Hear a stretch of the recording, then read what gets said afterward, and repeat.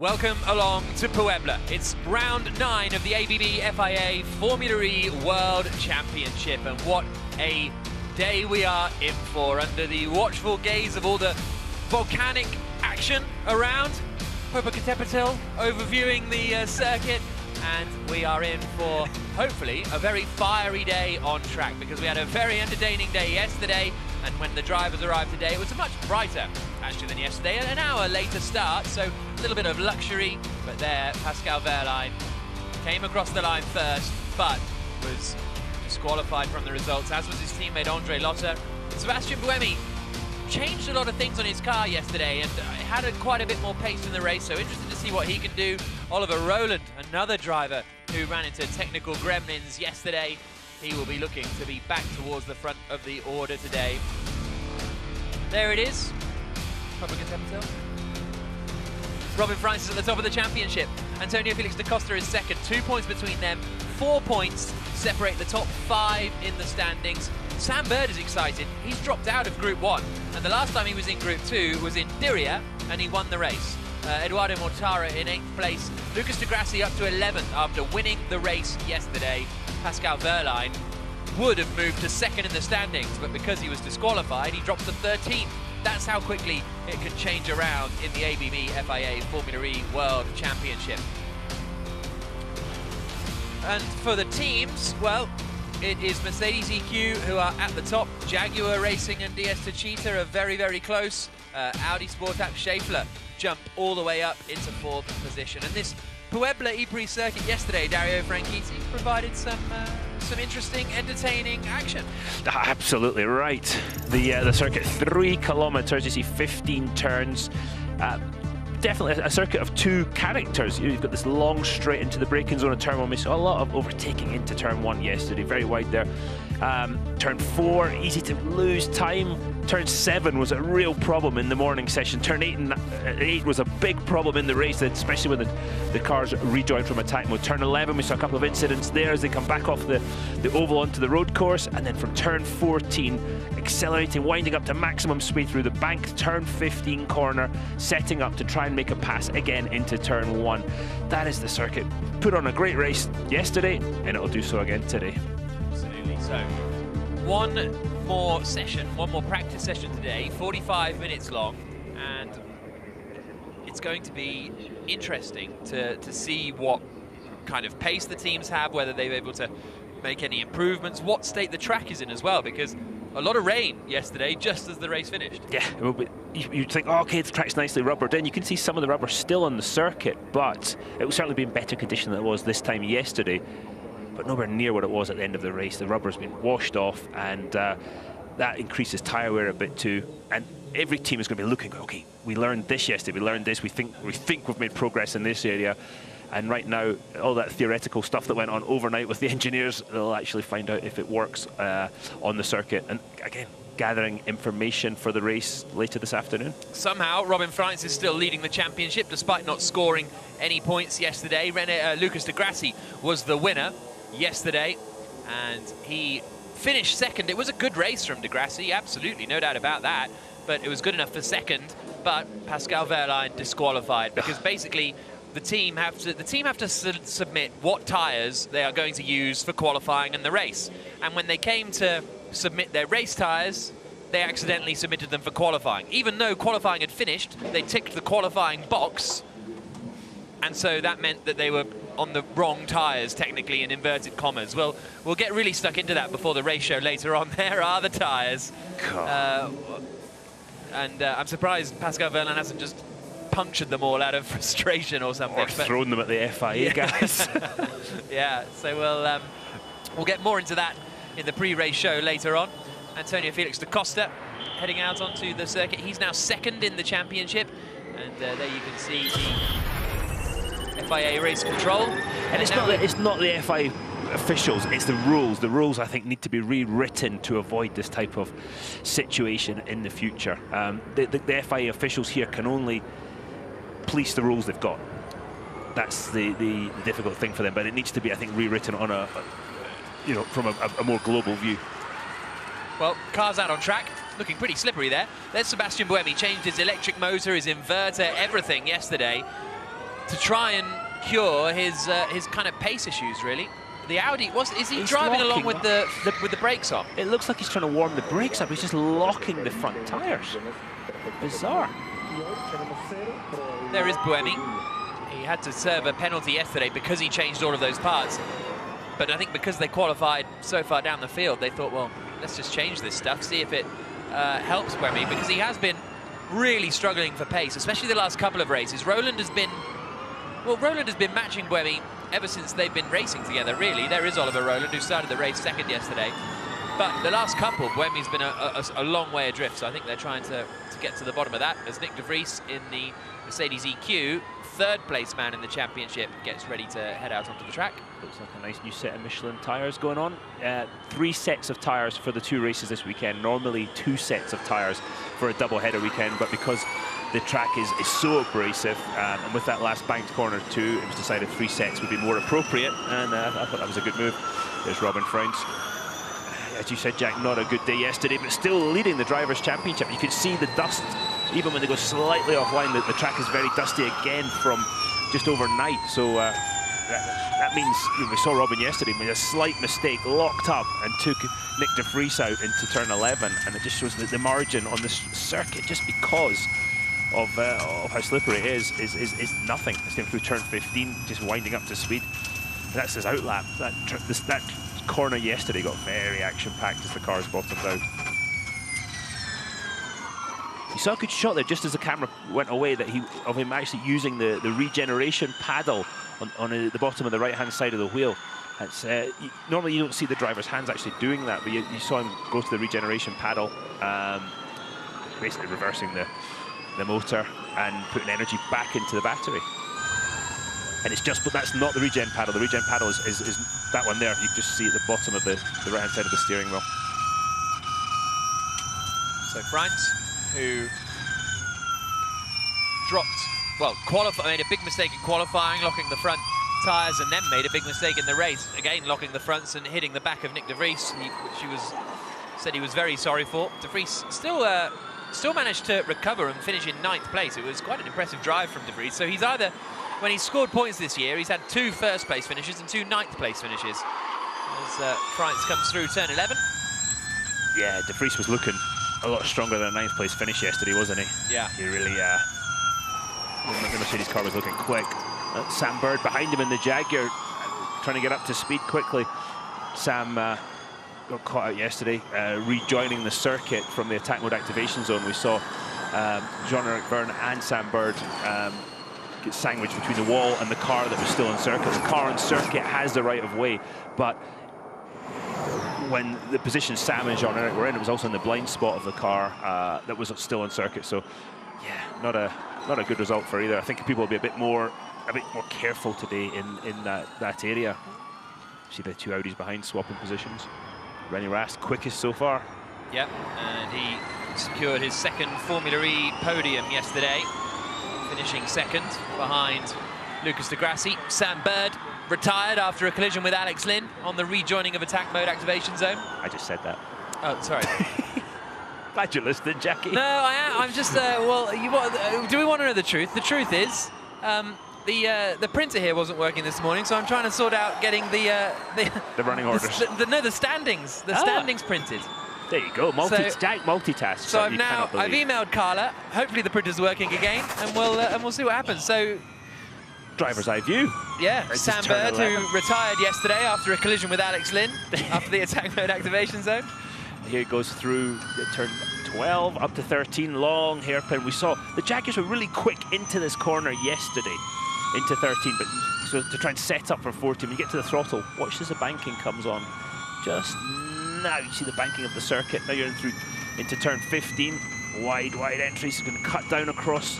See how close he gets to the grass. Look at him, just the wheel going back to the right. That's when the back of the car is sliding. That's Sam correcting for the rear of the car sliding. Lifts and coasts. Regenerating. And then on the brakes. Can keep the regeneration paddle on if the balance of the car is right. And that puts energy back into the battery. You've got to regenerate something like 30% extra to make the end of the race. Poor Oliver Rowland yesterday, lost the radio communication. attack mode activation wasn't working. I think everything basically went wrong with that Nissan, and having qualified so well, eventually they just retired the car. It was a frustrating day for Oliver Rowland. But he has the opportunity to do it all again today, doesn't he? That's part of the interesting thing. It's the same with Wehrlein. Neither of them are in Group 1. So as a result, okay, Rowland actually dropped to 14th. So he's going to be in Group 3 with Pascal Wehrlein.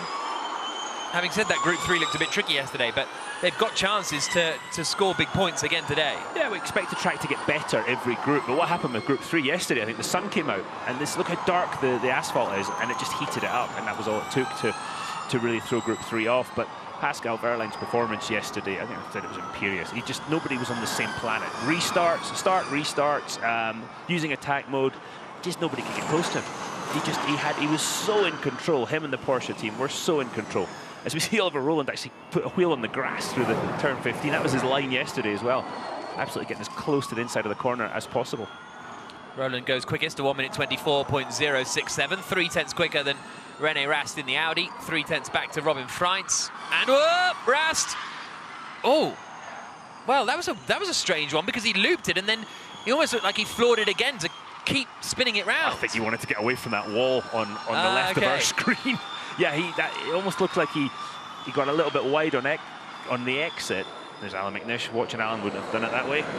Alan would probably hit the wall, actually, much like myself. But yeah, so Rast was, I think, trying to get away there. He lost the rear quite early. Watch how low and lazy this spin is. Yeah, look. Just get back to the throttle. Do you know what I mean? He's still looping it around. Yeah, I was just get away from the wall. Yeah. And that sort of self-preservation really helps in Formula E when the walls are so close, and you can make the difference, because you damage the car from a different angle. You damage the car in practice. There's not a lot of time to get ready for qualifying on the race this afternoon. So it's a good skill to have. One that I never managed to develop. 37 minutes to go. Rowland's still quickest, and it was set in 200 kilowatts that lap from Oliver Rowland, so no attack mode or anything. Robin Freitz returns to the pits. He's the only one in the pits at the moment. Evans and Dennis have both done sort of installation runs, but that's sort of it. Evans is out on track at the moment, but Dennis is back in the pits as I say that. No, he is still in the pits. Here he is. We're on board with him. Odd day for BMW yesterday. The BMW Andretti guys, they were up there fighting. Right up with they were in that sort of second group, second and third and everything, not quite having the pace to challenge Pascal Wehrlein. But then at the end, they faded. And the pace of the fade was incredible. Jake Dennis finished 5th, but Max Günther all the way back to 12th, just gone. I don't know if it was an energy issue. I don't think it was a tyre issue, because we really thought tyres were going to be a massive problem, and they weren't any more. It wasn't any more difficult than normal. Oh, interesting. 36 minutes left on the clock. Here comes Günther now, through 11 and then into 12. Bit of understeer. You hear the noise. That's the front tyres just sliding. Looks good through 13 though. Did qualify well yesterday again in Superpole. Günther. His start was phenomenal, wasn't it? 5th on the grid to 2nd by the time he got to the first corner. And this is a bit. There's a bold claim coming up here, but might have been the best start in Formula E history, genuinely, because they usually start fairly evenly, these Formula E cars. 5th to 2nd was a huge start from Günther. It was as good as any I've seen, and I'm racking my brain, which doesn't take too long to see if I can remember. And Günther, you see how slidey it is on the exit of turn 1 today. Hearing a little bit of sort of that rattling when sometimes I don't know if that was on the marbles or the circuit's having some issues there. I don't know. You see Alex Lynn, P9 yesterday, had to come in the pits for a flat tyre, which I think compromised his race a little bit. His teammate Alexander Sims finishing P4, so decent double points haul for the Mahindra team yesterday. Again, turn 7. That the grass, because of the shape of the corner, the grass comes up in a hurry on exit. Lynn through the left-hander of 9, that then takes him out onto this straight down towards turn 11. Well, it's got a bit of a curve in it, hasn't it, at 10, as they rejoin the banking, then cut back to the infield at the left-hander of turn 11, where we saw quite a bit of contact and quite a few overtakes yesterday. Yeah, it was odd, and I wonder why people are having so much problem with braking for turn 11. I wonder if it's because the banking there at 11 is actually greater than the banking into turn 1. So, because it's part of the oval track, so I'm not quite sure. You see the Mahindra, the balance of the car looks quite good there. Comes out at 14. Again, that wide line's going to cut down towards the grass on the exit. Love that shot. Ah, the Mahindra looks well balanced there as he comes over the finish line. 7th quickest at the moment. And again, this is all data gathering. It's not just going for ultimate performance over one lap at the moment. Stoffel Vandoorne in the Mercedes EQ, coming down into the first corner. And he finished 7th yesterday. And actually, something we saw yesterday was both Mercedes and both Jaguars made decent progress through the field. Not absolutely amazing, but they both got up into the top 10. And there have been times, Monaco being an example for Vandoorne and De Vries, they couldn't quite make the progress that they wanted to, whereas they were a bit stronger here. And I think if they just kind of behave themselves in Group 1, get a reasonable lap on the board, they can get up to score some reasonable points again. I think Season 7 Formula E, that was a pretty good performance by them. Yeah. They were able, as you say, Jack, to get up through the field. So, and I think that's what you got to do. Group 1 qualifying yesterday, for those that didn't watch it, was like a race.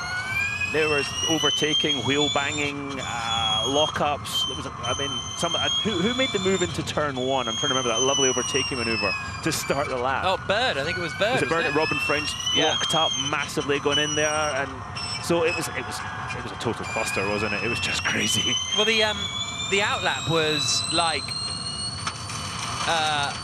bit of a moment there for Vandoorne. But Vandoorne got a bit wide there, I think, Jack. You heard it, and yeah, that was.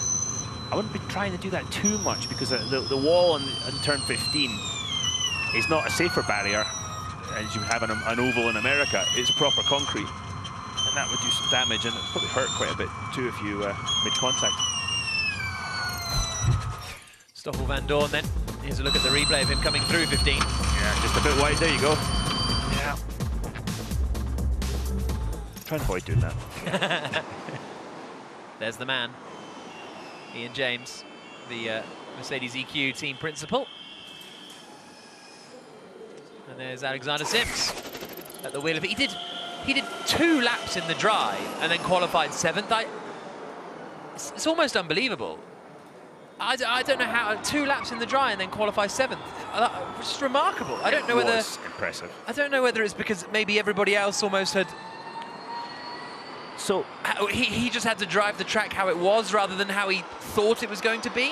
One of the things a lot of the people said was they felt they overdrove in qualifying, and the fast way around was actually to underdrive to keep the tyre inside its grip window. But that is not to take away from the job that Sims did yesterday. It was very good, and he's struggled in qualifying this year a lot, but definitely picked it up yesterday. Andre Lautre, God, he had another shocker of a day. 19th in the championship right now, and yeah, got disqualified again. But it wasn't a good day up until that point. You see him braking down to the 50 km/h speed limit. This is such a long pit lane. Yeah. Yeah, and if you do get a drive-through penalty, well, it's going to cost you a lot. Tom Blomqvist for the Neo team.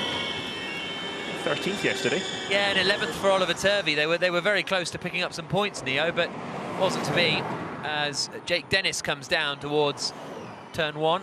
Solid drive yesterday from Dennis. Was up in that sort of battle at the front, ended up falling down to 5th, but some solid points on the board, and he looked sort of accomplished in Formula E, let's say. Yes, I definitely agree with you there, Jack. And at one point he left his second attack mode very late, because there was a safety car. We thought, oh, this is going to cost him. Yeah. But it didn't cost him too badly, and that 5th place finish was good points. That's the attack mode activation zone on the completely different part of the circuit that Jake Dennis is on right now, and that, as we said, caused some issues yesterday. 30 minutes left on the clock, and France's time is still the quickest, a 1 minute 23.805, quarter of a second ahead of Roland. Cassidy goes into 3rd place, out on the opening lap yesterday, Nick Cassidy, the Envision Virgin team, and Dennis goes 20th. And he's on a calmer race run at the moment, is the BMW Andretti driver. And we had this view yesterday when he hit the wall with the inside front. And I asked him all about it. He's like, how did you know that? I said, unfortunately, Jake, we were on board when you did it. Talking about the attack mode as he goes through turn 15, talking about attack mode activation zone, it was so dirty that one of the drivers, who shall remain nameless, tried to just go through it on the way to the grid to just see what it was like, and almost possibly binned it. Really? Yeah, it's so slippery. But aren't they? But they're crawling to the grid, aren't they? Well, to not use energy. That will show you exactly how slippery and how dirty it was. So it costs a lot of time as we're on board. Nick de Vries, 5th quickest at the moment in the Mercedes EQ. He sort of diamonds turn 4 a bit more than the others. Some of the guys were really holding it a bit tighter yesterday. And you could see in qualifying when everybody's really pushing hard, the front tyres in the super slow-mo camera just sliding across the surface. God, the Mercedes looks good through 7 though.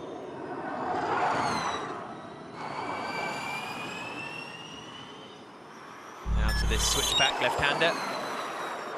And second push. Phil Ingram telling Sam Bird to do a second push. Bird's lap was enough to put him 7th that last time around. And he was making good progress yesterday before the collision with Lynn. And both he and Evans and the Mercedes, as I mentioned earlier, were doing well climbing up the order. Through the left-hander now comes Nick de Vries. And out onto the banking for the Mercedes EQ squad. Front still quickest. De Vries doing long run pace as he comes across the line, and you can hear him lifting there. Watch his right hand going down to the regeneration paddle. Yeah. You hear the tone of the motor change as it goes into reverse. Yeah, I have to say the cars look a lot more balanced today through 15 than they did yesterday, but also they're at 200 kilowatts at full 250 qualifying power level. I think things get a little bit more tasty. Joel Eriksson, his first Formula E race yesterday, filling in for Nico Müller in the Dragon Penske car. A bit of a baptism of fire. Yeah, well, they both Dragon cars had to take penalties for changing parts and all of that kind of stuff. So, so presumably they didn't really focus too much on qualifying. So we'll see what Eriksson can do today. Now he's got a bit more of a clean run at it and a sort of a genuine chance to show what he can do. Sergio Sede Camara, oh, he's right up to the wall there, isn't he? Coming through the left-hander of 9, but Sede Camara qualified well, actually. Oh, lock up for Eriksson, but qualified 9th, Sede Camara, which was pretty impressive. Oh, it wasn't Eriksson locking up, it was Gunter going straight on. I thought I heard a lock up, but the car didn't look like it was locking up, so that solved that mystery. It's one of the great things about Formula E. You can hear the cars locking up, you can hear crunches of carbon fibre off camera, and we've definitely seen a lot of both in the last day here in Mexico. Look at the big snap of oversteer. Look, when the wheel goes back to the right through 15, that's the driver correcting again for the rear of the car sliding. Bit of a lift and coast from Joel Eriksson. 22-year-old Swede through turn 1. Clearly see when he got off the brake pedal there. Jay Penske's here. It looks cold. Yeah. It probably is in the garage where there's no sun. Oliver Rowland heading out onto the track.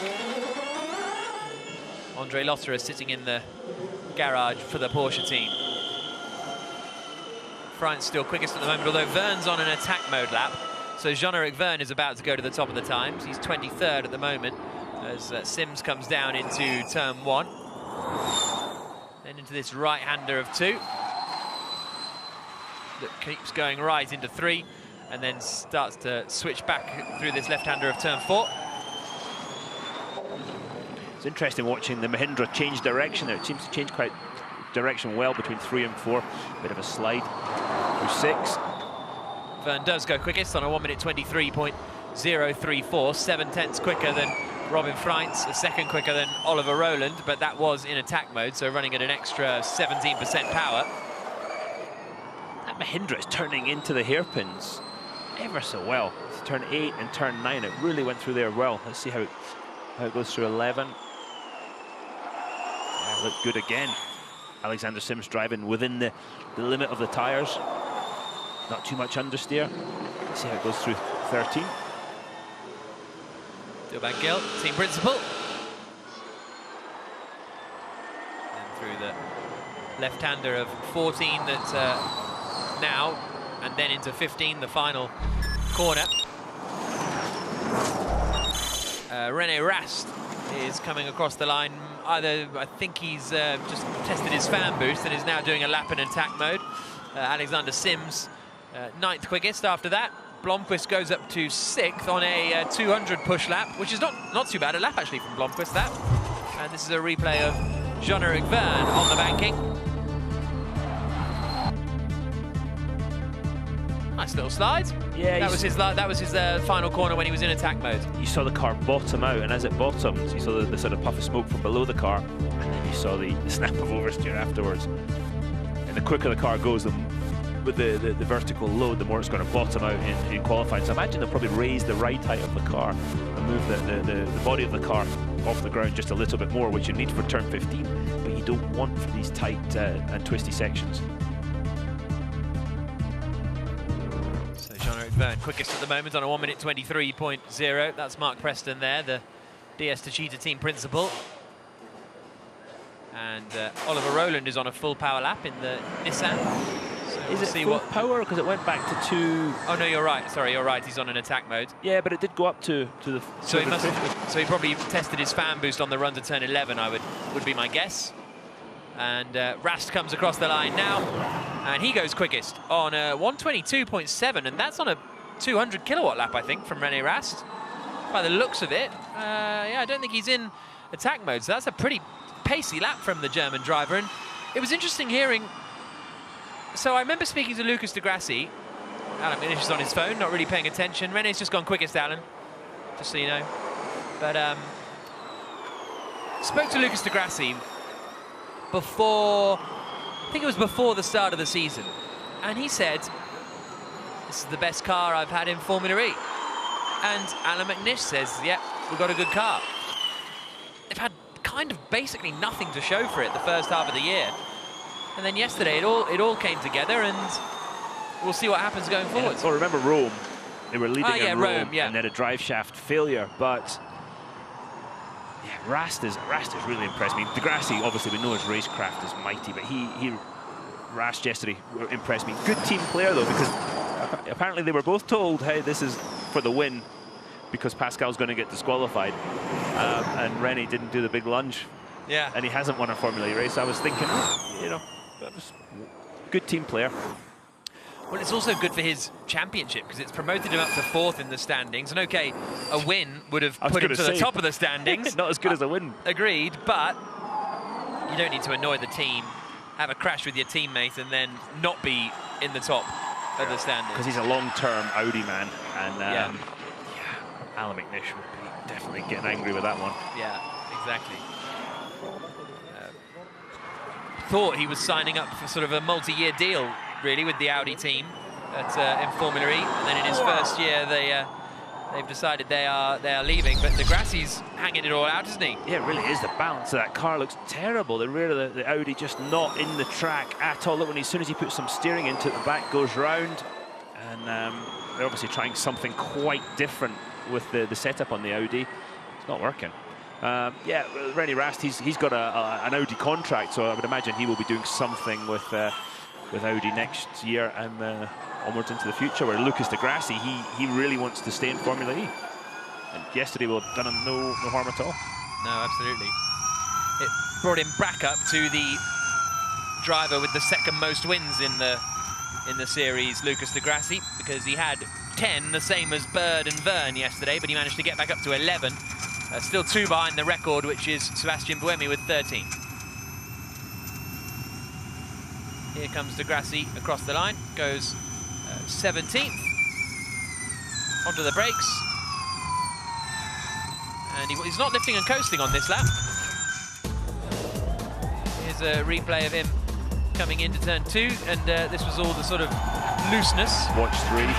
There you go. That'll wake you up in the morning. I wonder if he was trying to regenerate into 3 to see if he could actually do some regeneration through there. Go through 6. Didn't look very comfortable there either. But by the end of the lap, the car actually looked to be in a lot nicer balance. Yeah, going good through 4 though. Really rotated well through the middle. Maybe they can take that information, plug it into something they had yesterday, and come up with a setup that works in both situations. Well, Rast is quickest at the moment in a regular 200 kilowatt lap. Antonio Felix da Costa is in attack mode, I believe, at the moment, and he is coming out of turn 9. His first sector, Antonio Felix da Costa is a 10th down on René Rast. His middle sector split we'll get in a moment. Interesting watching everybody go into turn 8 to the brake, and they turn and they almost get a flick of oversteer. I've seen it from most of the cars as they go into that corner. Yep, out through 9, looks good. We'll get his middle sector split after this left-hander at turn 11. And he's 2 tenths away now from René Rast. That Rast lap was very impressive, I have to say. If it was in 200, it was really impressive. Maybe it was in attack mode. I didn't think it was. But if so, it's still impressive because it's quicker than da Costa is managing at the moment. And da Costa, he's really coming on at the moment. He's just chipping away. Another 5th place finish yesterday, another 10 points. Suddenly he's up to 2nd in the standings. Having been in Group 1 yesterday, to then finish 5th, that's what you got to do. And it's kind of what he built his championship, 6th yesterday. But it's kind of what he built his championship on last year, wasn't it? Getting out of Group 1. Yeah, and he is, right now, he's on top of the world. You know, he's doing a great job in Formula E, in the World Endurance Championship. He won last week in Portugal, his home country, so he's feeling good. And watch the way he drives the car, you can definitely tell. Another man drove the car beautifully, Pascal Wehrlein yesterday. So, as we sit right now, Pascal, where is he? 12th. But they would have to catch up a lot to catch up the pace, to catch up with the pace advantage that Pascal had yesterday. Sam Bird is on an attack mode lap. That's his teammate Mitch Evans coming into the right-hander of turn 12. Robin French is on a full, looks like he's on a full power. Bird has backed off. So Bird has backed off in the middle sector. Nick de Vries still in the pits, 17 minutes to go. And I think France is in attack mode. He just used the fan boost on the start-finish straight, I think. Just to trick me. Yeah, exactly. It's so annoying when they trick us like that. Verne back in the pits. Rast still quickest. Verne, da Costa, Nato, Mortara the top 5. Edo Mortara finished P3 yesterday. Yeah. Had a great day with the Venturi team. Yes, so many stories from various places yesterday that barely had time to get to the bottom of them all, to be perfectly honest with you. So there were... so Sims, oh no, he did the same thing. He used his, he used his fan boost, now he's in attack mode. But France is on a quick lap though, he's 3 tenths up. Well, he was 3 tenths up in Sector 1, he's lost a bit of time in Sector 2 to René Rast. Van Dorn's half a tenth up after the first 2 sectors, and now goes to the top of the times, and Evans on the grass on the exit of 7. Beautiful slide from Mitch Evans. I wonder if it cost him any time. It looked spectacular, but it was, not the ideal line. The problem is you've done qualifying yesterday, you've got more information, and so you're looking for smaller gains today, as we just saw for Mitch Evans. But that wasn't. I don't think wouldn't describe that as a net gain. No. France goes 3rd quickest, slower than Rast still. Rast's lap must have been in attack mode. Very quick lap coming in from Cassidy. Okay, we have one last push 200 before we perform our 2. So Lotter being told he's got one more push 200. Evans almost looking a bit loose as he comes up onto the banking. More stable as he goes round it.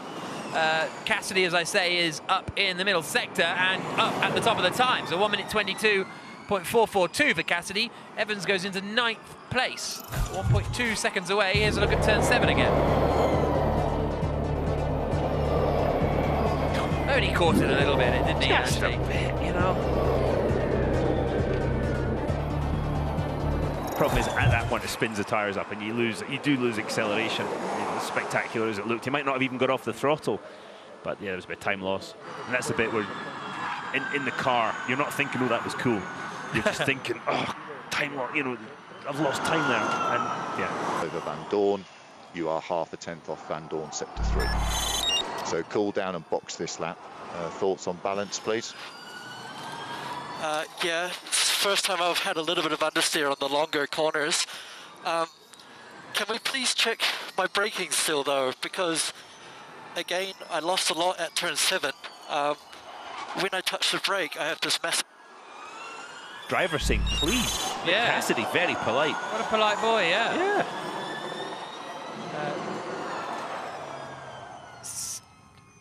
Did you ever say please? Occasionally. Really? Yeah, sometimes. There's more. Please sort this out. There's some other words in there too. Yeah. But no, it was, yeah, a lot of times you want to use the least amount of words to get the message across. That was, you know, that was the key. But then you go back to the pits and you do a lot more detailed feedback when the other teams aren't listening and you're on the intercom. That's when you might say please a bit more. Oliver Turvey, 15th quickest at the moment. He has been out qualified most of the time this season by Tom Blomqvist, although he has had more points. There's Christian Silk, the team principal. Morning. And Alex Lynn's on a decent lap as he comes through the 3rd sector. There he goes, 5th quickest. This is his teammate, Alexander Sims. In attack mode, 4 tenths away from Cassidy. De Vries has done a good first sector too in the Mercedes. Gunter is in attack mode as well. So we're getting into that stage where we get some attack mode push laps, and then they go back to the pits and prepare for a full power qualifying simulation. Depending how you used your tyres yesterday, will depend on really how many sort of, if you can actually do a full qualifying attempt. As you see the Porsche at Lautrer going to attack mode, this is what they've got to do in the race. Now watch the join point here. This is where the issues happened yesterday. Right there, as the cars stayed on track and met with John Rickvern and Sam Bird, and that's where the issues happened. Max Günther done his best sector through 1. You see it's green where it says S1 at the bottom of the screen. He's got a bit of traffic ahead though, one of the Neos. And his best through sector 2 again. If it goes purple, that's the best of anybody. And Jake Dennis has just gone 2 tenths quicker than anybody through the 1st sector. Lap time starting to come in then, quicker and quicker. De Vries at the top on that 1 minute 22.275. Here comes Gunter, who's also in attack mode. Where's this going to put the German? 13th currently. He's 3 tenths away after the first 2 sectors, so maybe top 5. No, 7th place for the BMW I Andretti driver. Oh, Jake Dennis had him pretty. He's 1.5 seconds off now, so sector 2 was not anywhere near good enough. Yeah, it looks as though Dennis has backed off, doesn't it? But once again, it was a good qualifying from Gunter into Superpole for the 5th time this season in 7 races, which was quite remarkable, but no points to show for it again. He finished 12th outside of the points. He went off on the last lap while he was trying to defend from Da Costa, and as a result scored 0 points. As a result, he'll again be out in Group 3 and probably have a good qualifying and maybe get into Superpole, and the cycle will start again. So it's a strange one for Max Günther. Here's Sebastian Buemi in attack mode. First sector-wise, the Swiss driver is 4 tenths down after the first 2 sectors. Andre Lauterer, 22nd. He's in attack mode. He's done his best first sector, but he's still half a second off. Is Andre starting to maybe lose his way a little bit? Which is not something I say lightly, because he's won in everything he's ever driven, pretty much. An exceptional driver. I don't know what's going on there. I need to go have a chat with Andre Lauterer after this section. This session, should I say. Sebastian Buemi, 7th quickest. There's Francois Sicard, Tommaso Volpi. They had a tough day yesterday, the Nissan guys. They'll be looking for a big rebound today.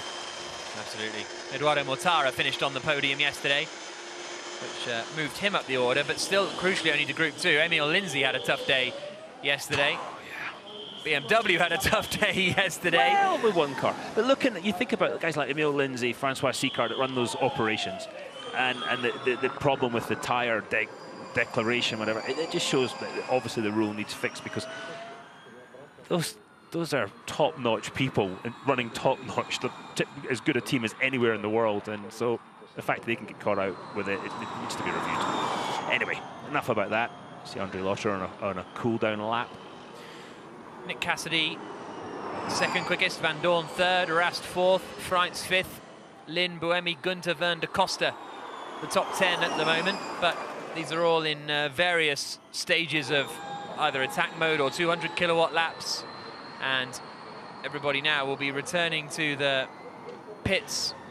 Sims has just gone out of the pits, so maybe this is his, maybe he's leaving it late. It's gone a bit quiet, hasn't it? Yeah, well, yeah. This is unusual.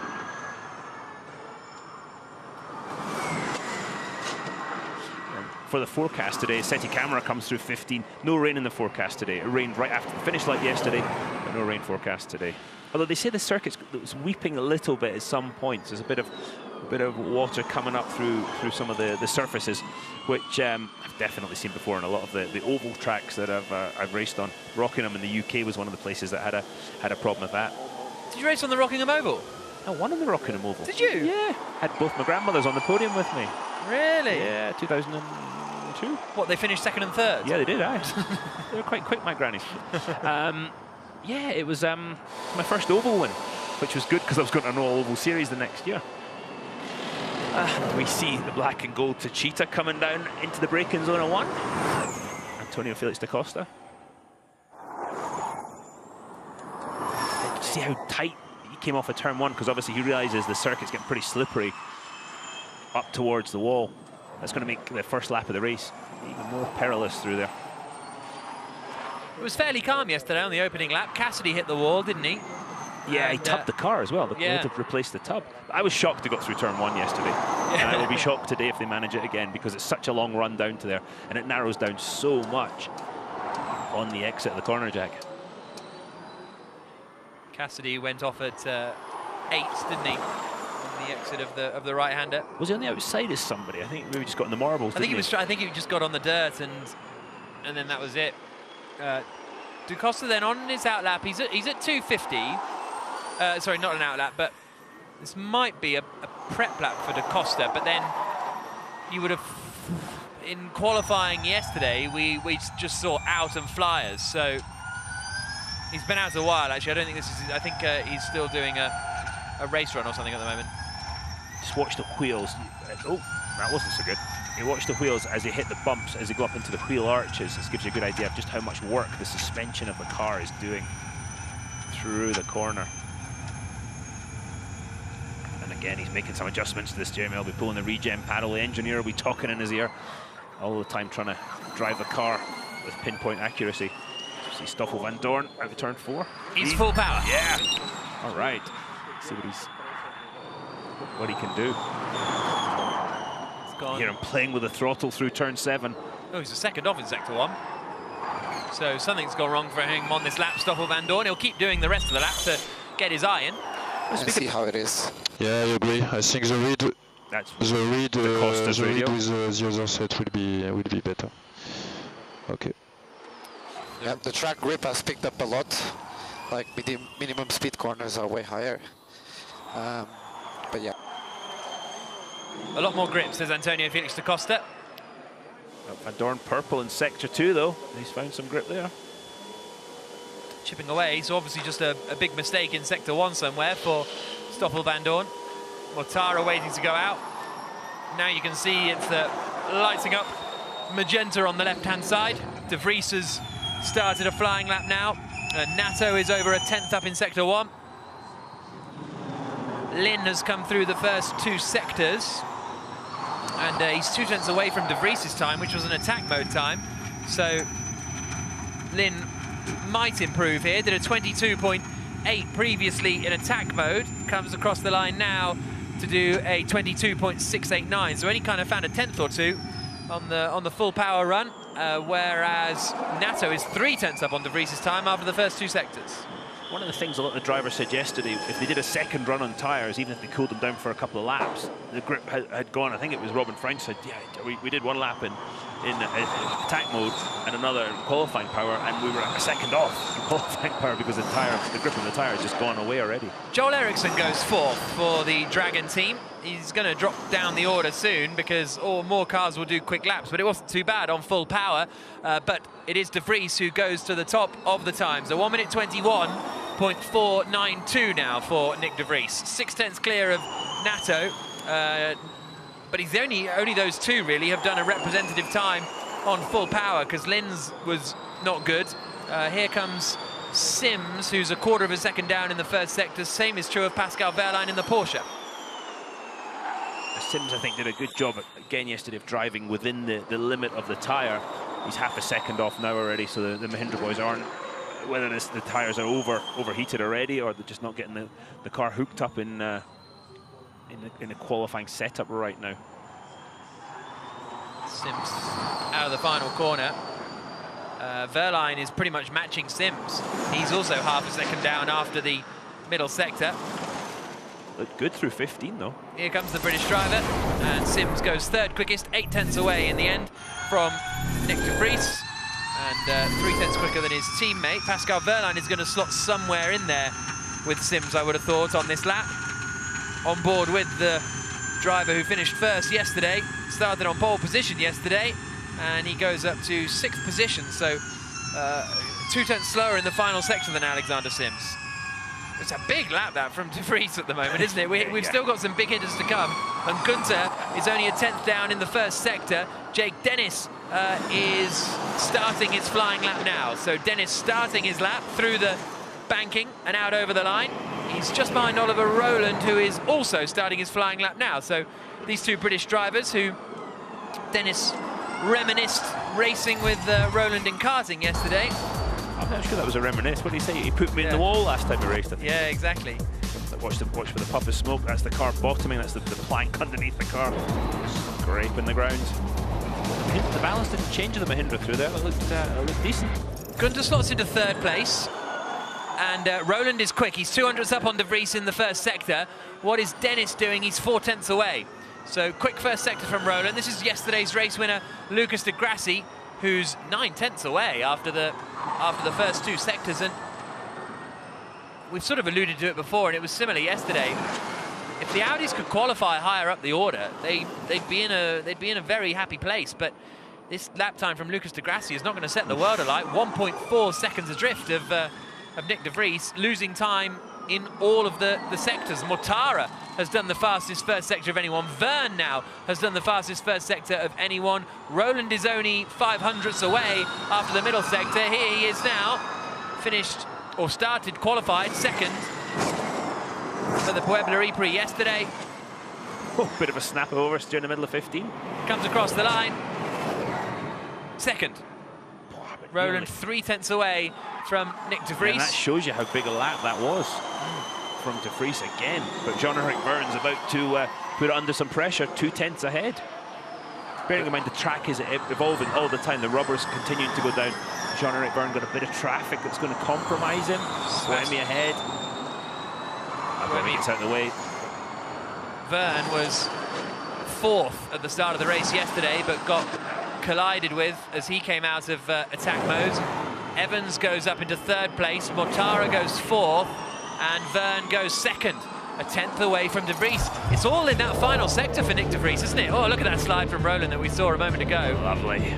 But I think De Vries, so much of it is the final sector. Do you think Verne got held up though by Sebastian Buemi? Maybe. Yeah, there's definitely potential for that through 14. As we see Robin Freund coming to the end of his lap. Personal best through the first two sectors, but Cassidy goes 4th, and Freintz, his teammate in the Envision Virgin Racing team, goes 15th. Oh, rubbish final sector, not even a personal best, so don't know what he did there, but it wasn't good. 20 seconds left on the clock. Rast is on a lap, and Rast has done a good first sector, actually, and he's 700ths down on Nick De Vries. Here is the German. He's got Sims in front of him, who keeps nicely out of the way. He's 3/10 down after the middle sector, but still he's got a shot at sort of top 5 here. But it was so interesting yesterday because Techeetah looked comfortably strongest. but then Roland put a lap time in, so he looked involved. And then today we're seeing a big field spread again. Roland takes a checkered flag, as does René Rast, and Rast goes 9th. So there's so much varying lap times. Huge field spread as far as Formula E is concerned. No, absolutely. And we talked about Lotter's struggles, but he's up to P10. So that he's got to be a bit happier with that. Alex Lynn's going back out again for another lap, but at 200, where he's just trying to figure out some of the balance issues that he faced in the in his qualifying simulation lap. Nick De Vries, quickest of anybody. So the third place driver in the championship. 9th yesterday from Group 1 qualifying. The dreaded Group 1. Yeah, indeed. And that dread will be coming up in, 2 hours' time.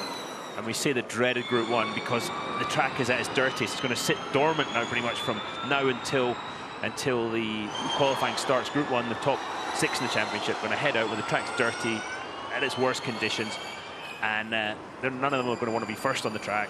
And the track through the groups is going to get progressively better too. So definitely a disadvantage.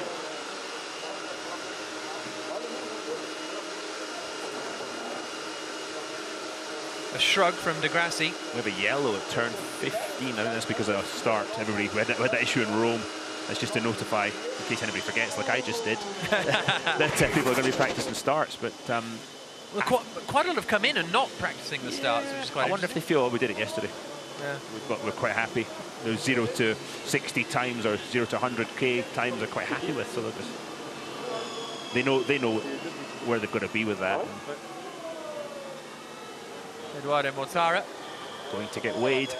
6th quickest in the session. Some of them are doing practice starts. You can see some dirty side on the grid on the right-hand side. Clean was on the left as we looked at it previously, and that's how Günther got such a good start.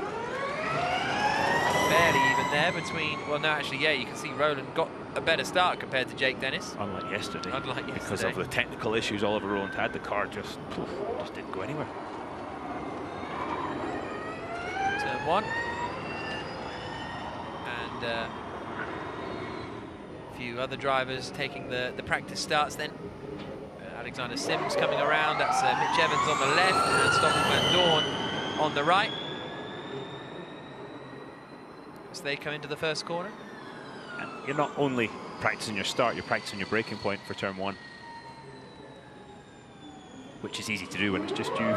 There's 23 other lunatics out there, it gets a bit more interesting. We saw some big lockups there going into turn 1. On the first lap of the race, but also on the first lap of Group 1 qualifying yesterday.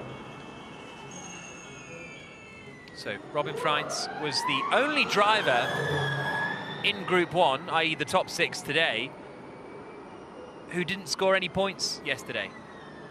Because even though he collided with Nick De Vries still came through to score points.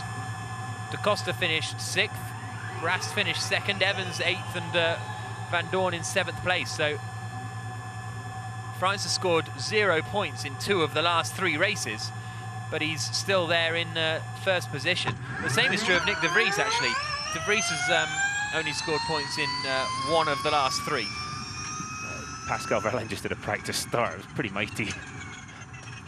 Yeah, he had no troubles yesterday, did he? No, not at all.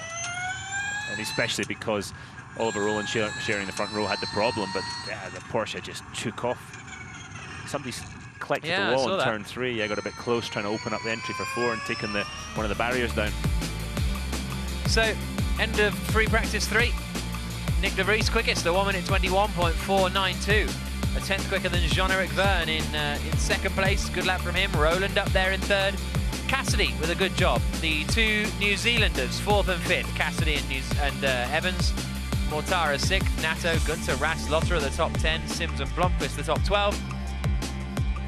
Again, so difficult to read anything into free practice. Jake Dennis, for example, started a lap, but made a mistake in sector 1. Then I think had a little bit of traffic. Sergio City Camera quite a way down the order. Joel Eriksson finished 17th, 1.1 seconds adrift of the pace, which wasn't too bad. Robin Freins in a 16th position, the championship leader. So Sam Bird makes his way back to the garage, and we're in for a very, very interesting qualifying session coming up in just a little under 2 hours' time here in Puebla.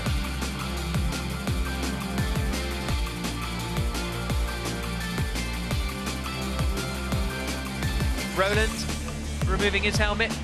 Again, third, he's up there, he's on the pace again this morning.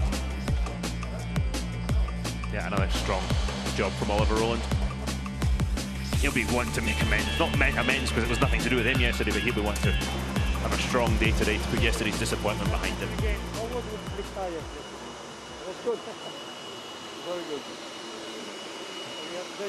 Driver saying the tyres were very good. Yeah. The Michelin man will be happy. I thought he was looking very stressed on the grid yesterday, but it was a great day for the Michelin guys. Nick de Vries, quickest then.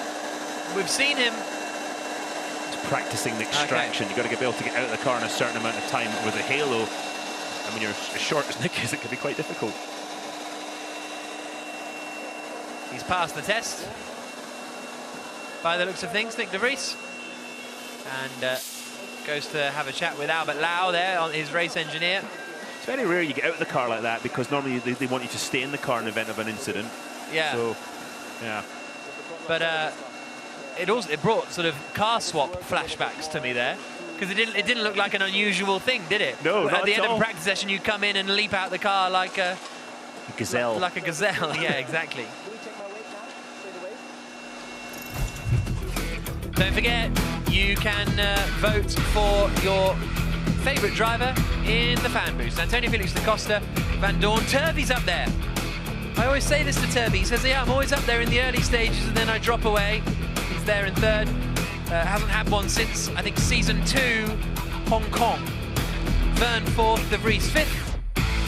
Vote at fiaformulary.com/fanboost or scan the QR code and that'll take you there. And we saw the fan boost being very important in Monaco. Antonio Felix da Costa almost winning the race because of fan boost. Maybe that's a little dramatic, but it helped him get ahead of Robin Freitz.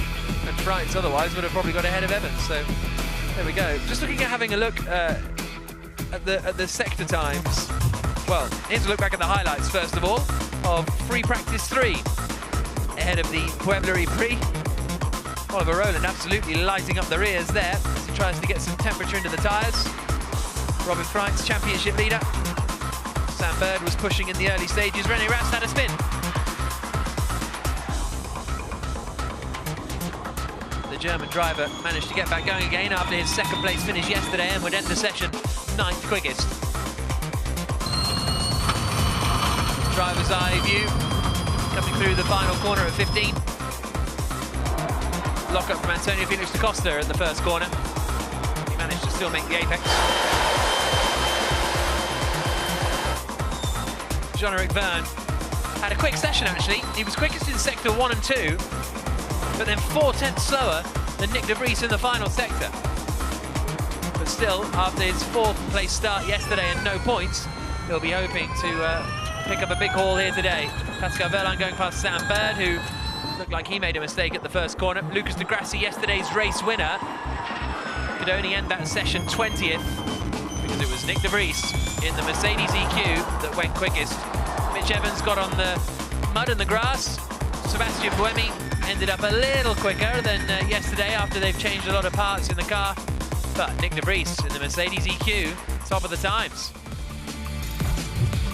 Right, qualifying coming up in a little under 2 hours' time. We'll be on air in, what, an hour and a half? And make sure you join us because Group 1's going to be fascinating. The championship battle is going to take yet another turn this afternoon in Puebla. Can Porsche, Andre Lotterer and Pascal Wehrlein get back towards the front of the order? Can they get some redemption after yesterday? 4 points separate the top 5 in the championship. It's incredibly close. Join us then.